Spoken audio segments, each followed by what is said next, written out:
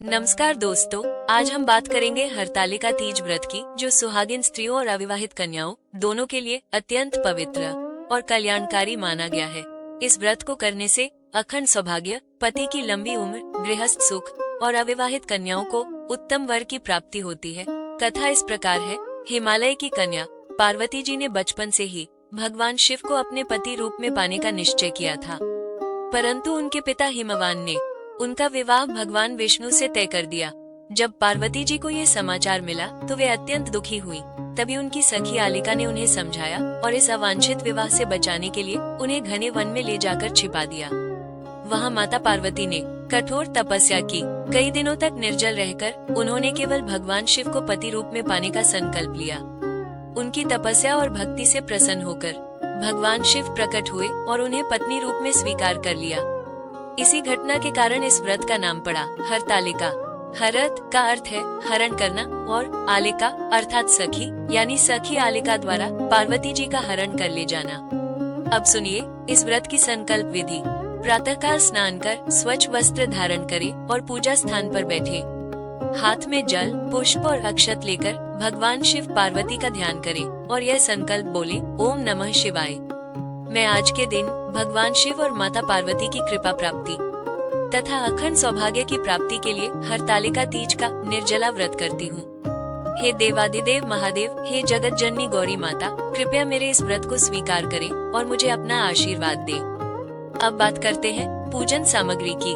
पूजन हेतु आवश्यक वस्तुएं हैं भगवान शिव, पार्वती और गणेश जी की प्रतिमा या चित्र, कलश और गंगाजल, अक्षत, चावल, रोली, चंदन, हल्दी, कुमकुम, सिंदूर, मौली, धूप, दीपक, कपूर, रुई की बाती, बेलपत्र, धतूरा, आग का पुष्प, दूर्वा घास, पंचामृत, शहद, दूध, दही, घी, शक्कर, पान, सुपारी, लौंग, इलायची, नारियल, मौसमी फल, केला, मिठाई, 7 प्रकार के अनाज, गेहूं या आटे का दीपक। साथ ही सुहाग सामग्री, चूड़ियाँ, बिंदी, काजल, कंघी, मेहंदी, बिछिया, चुनरी, साड़ी और श्रृंगार द्रव्य भी आवश्यक है।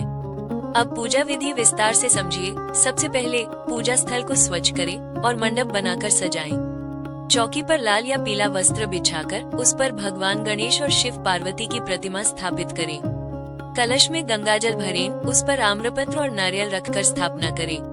फिर दीपक और धूप जलाकर सबसे पहले गणेश जी का पूजन करें। इसके बाद भगवान शिव का पूजन करें। बेलपत्र, धतूरा, पुष्प, जल, पंचामृत, दूध, दही, घी, शहद और शक्कर अर्पित करें।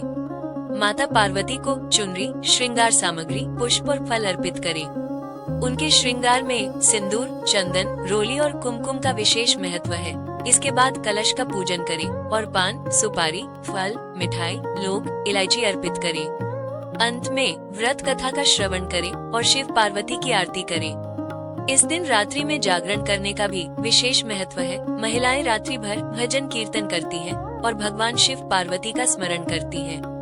व्रत का समापन दूसरे दिन सूर्योदय के बाद होता है। महिलाएं स्नान कर ब्राह्मणों और जरूरतमंदों को दान दक्षिणा देती हैं और फिर व्रत का पारण करती हैं। इस प्रकार हरतालिका तीज का यह व्रत पूर्ण होता है। इससे सुहागिनों को अखंड सौभाग्य और पति की लंबी आयु प्राप्त होती है और अविवाहित कन्याओं को योग्य वर की प्राप्ति होती है।